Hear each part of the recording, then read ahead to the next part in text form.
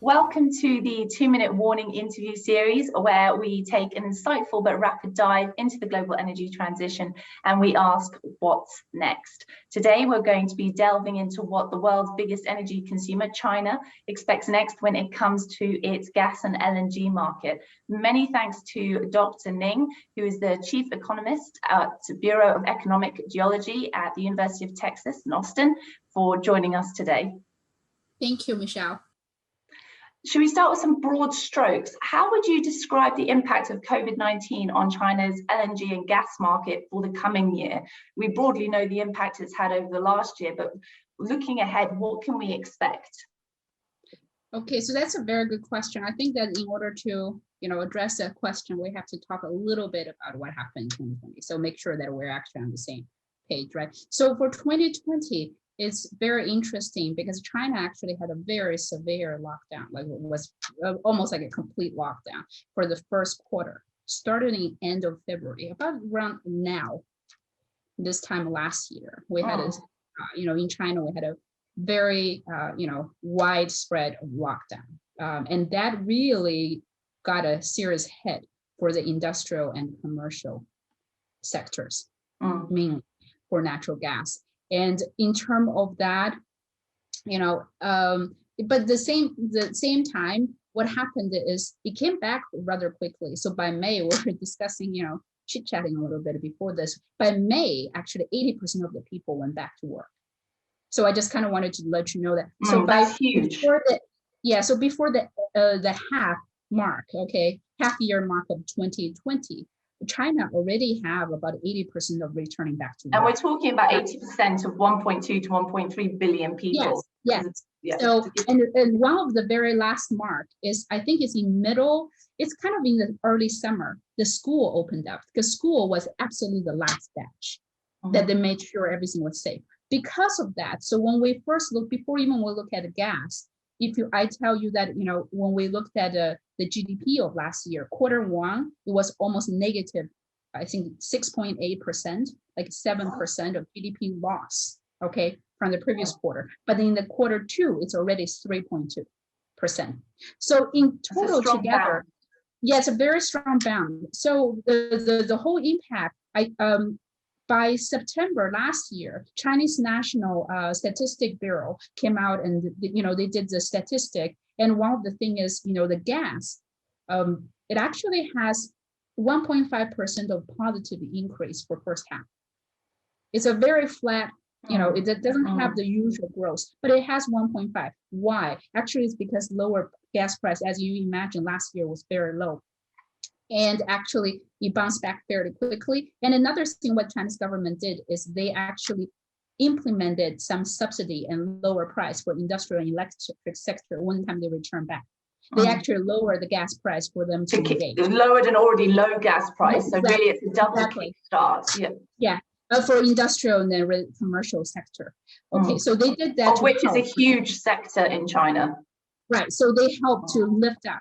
Okay, so they help to lift up because they actually give some incentive for them to come back and use natural gas. And that was a big thing. So that is kind of the 2020. So in total together, we see 2020 as fairly flat, like, with 1 or 2% increase. But for 2021, we expect that it's going to come back to normal with an even stronger growth. So what sort of level do you expect for 2021?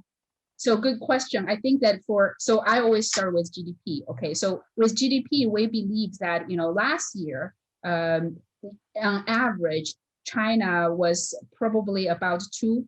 So if different sources, people are saying 1.9 to 2.3% GDP growth. Next year, China is announcing about almost 8. Let's just be conservative. Let's say 6 to 8. But that is pretty back to normal for 2021. So everything considered, 2021 is going to go back to what is before COVID. And in a global context, that's huge. For China, that's normal. Yeah, because global examples, it's huge. Exactly, and it's actually the fastest one to kind of, pushing it back. But on top of that GDP for natural gas, there's a couple of things that's going to continue to fuel the growth. One of them is, we can talk a little bit more about that, but China is implementing its 14th five-year plan. which, every 5 year Chinese government have this, the grand plan or policy, which direct a lot of things of, important critical sectors. And natural gas is still one of the very strategically important commodity, sector, and is still part of the, the future climate transition and energy transition plan. So especially that's why with their net zero target by 2060, which was announced in the last quarter of 2020. Right. So actually, it was announced by President Xi in September 2020, and the goal was China. Dr. Ning, at the moment, the months blur. Yeah, that's true. So there's going to be a peak of carbon emission by 2030, and it's going to be a net zero by 2060. Okay, it's very far, but what does that really mean? Is actually natural gas, right? It's going to be part of it. Why? It's because electricity has to grow about 3-fold in order to meet meet the target. And that's huge. Yes, and part of that, based on some of the Chinese experts, what they are saying is, so give you a little bit of, just a base number. China right now, just use a nice round number, it's about 300 BCM. It's about 310 or 320. Okay, 300 BCM. It's going to be about 680 based on some Chinese expert. From our own forecast, we think it's probably somewhere about 620. We're being a little bit more conservative. Okay, but what we're saying is it's well above double the amount in the future. Is this capacity or actual production? Oh, it's talking about consumption. Okay. So consumption of natural gas. So capacity arguably will be even greater than that. The need for the infrastructure to be in place, especially when it comes on the renewable side, it will need to be a few edges above that. Oh, for renewables, but if we're just talking about natural gas, there is also a big need, a gap of capacity. And mainly, we believe it's going to come with, LNG receiving terminals. So right now, the Chinese has, I think, about 22 LNG terminals, receiving terminal. It's about 102. So it's a round number. Let's say 100 BCM. Okay, and it's about like 70-ish utilization rate. So that number, there's going to be a gap. At least has to be 100 and 150 BCM more of capacity. That means we need 150 times more of terminals if it's coming from LNG. But you could say, why don't you want to say that we could get it from domestic production or pipeline? We do count for it, but even counting for it, with Chinese actual production going about 10% a year, it's just too small compared to how much the demand is growing. Which is in itself a bewildering statement. 10% every year is still too small. Like, it really gives an idea of the challenge required. And I think that what you mentioned just now on the import terminals links to something else I just wanted to touch on with the new US administration, with Biden coming in. And what kind of relationship do you foresee being forged between those two when it comes to gas and LNG this year? The US started exporting from its lower 48 states in February 2016, and already just 5 years on is vying with Australia and Qatar, very well vying with them to become the world's biggest LNG exporter. So how did the China-US dynamic fit into that? So this is a great question, Michelle, because I think that about 3 years ago, when actually I was in China giving a presentation, that was 1 week after US and China announced some trade war tension about LNG. That was everybody's question. So, and that was in September, October time of 2017. And once that tariff was set in place, US and China went through, quite a few, I think it's about 12 or 13 months of pause on the tariff. So basically there is about almost a year that US LNG was, it was limited to China. And US, like you said, US has been competing with Australia and Qatar, and then Malaysia, although Malaysia is probably not as potentially large in the future, but but US was kind of like the, like the 5th or 6th largest of importer into China in the past for 18 and 19 when you see it. And it largely is also because it's limited. And we've seen that. And because there was kind of a, chicken and egg thing, because when we're following the market, we saw that the terminals has been canceled or, be delayed. Also on the US side, so people are looking at this, say, we don't know what is the relationship. But at the same time, I'm glad you asked this question, is because since last year, actually, there is actually some changes. I don't know if a lot of people know that, but in February last year, 2020, actually, Chinese government is starting to waiving some of the existing anti-dumping tariff for US LNG and crude. And since that, because it was in the middle of the pandemic, I don't think it got a lot of attention. The attention that it may have. Yeah. But actually the growth is start coming back. Okay, it start coming back quite a bit. But what is really have a fantastic closing for this year was, if you look at December, the number is going up. But by this past weekend, I was just reading the report, January 2021, US has sent 14 cargoes to China. And China was the #1 buyer for US LNG for that month, last month of. A bit different to 2018 and where it all started off with. Right, and they just kind of turned around in that way. December, it was, US was, December last year, China was already very high. But, this last month, it was the first, I think it was said in the report, it says that it was the highest cargo ever delivered from US to a single month to one country.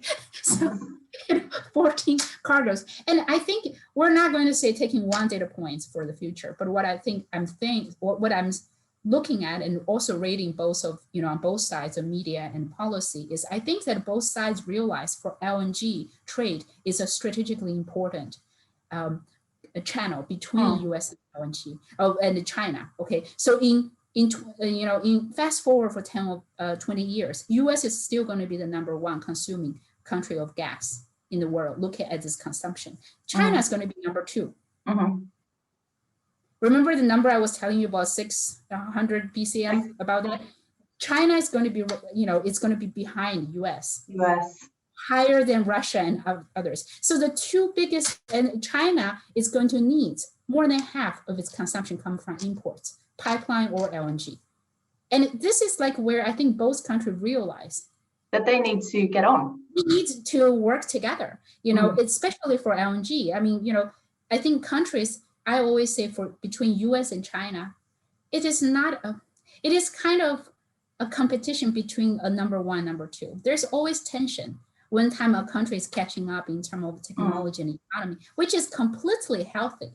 So so after I saw all this happen in the market prevail, it really makes me feel very encouraged and positive. I think that US LNG is going to open up more. And I think we are going to reviving our forecast of US LNG sent to China in the future, because we have seen projects coming back online and US LNG CEOs coming on and tell, they are start doing business with China. I just received emails and calls from Chinese side. They are looking for upstream commodity for US, which everything just based on my own network, I see that. Starts to really connect that supply chain. Yeah, they're connecting back. So I think it's a very encouraging news. Do you expect to see China continue to be the top delivery port for US LNG for the rest of this year? Do you think that we'll continue to see that trend? I don't. I think that's one data point. I think China is going to be one of the largest, but I think that at this point, is China going to be on average the highest to take US LNG? I don't think so. I think US LNG is going to mainly focus on Far East. So which we call Far East as South Korea and Japan. It's probably one of their more steady load, given the fact that they have contract and also it's geographically closer. It's geographically closer. Yes, so the answer is in the miles. So those are good choices for US, but at the same time, I believe that China is going to take a bigger share than what we originally expected because of the trade war limit. I think that is, as far as we can see right now, that effect is going to cease, this year. Do you think it's also a case of Biden wanting to find his feet a little bit with the relations, with Sino relations? Do you think, like you've mentioned already with the trade war, do you think there's an element there of he just wants to understand the lay of the land first and before the US continues to crank up? I mean, you know, like I said, I'm not a political expert, but based on the timeline of events, I think it was less of an intent. I'm not sure if it's an intentional move because, like I said, this was said by announcement by China actually in February 2020. They start to granting LNG cargoes without those type of tariffs. But then the cargoes increased in January to 14 from the US.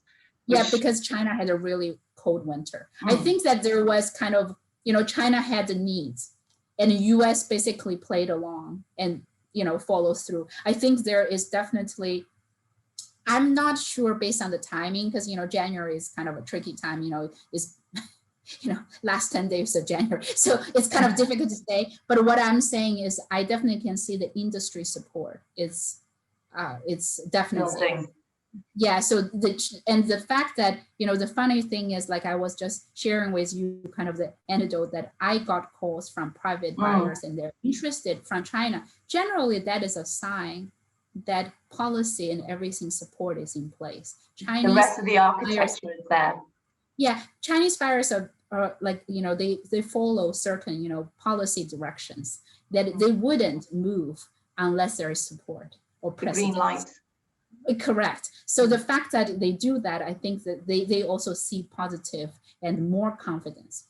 But at the same time, I don't think ever China will give up that you know, diversification China is building with Qatar, Australia, Africa. I don't think China will. But that's China, good sense. Yeah, China definitely understand what is you know, energy security based on, you know, no matter its history or, you know, just strategy. I think China definitely understand that. It is kind of, it's big enough of its market and it has to follow a route of, you know, have a lot of optionalities. Yeah, that sounds like good business sense. Dr. Ning, thank you so much for joining us. And it'd be great to catch up at the end of this year and have a review of what has happened with China and the US and how that has played out. Definitely. Well, I really enjoyed the conversation, Michelle. So yes, let's plan to connect again later this year. Thank you very much.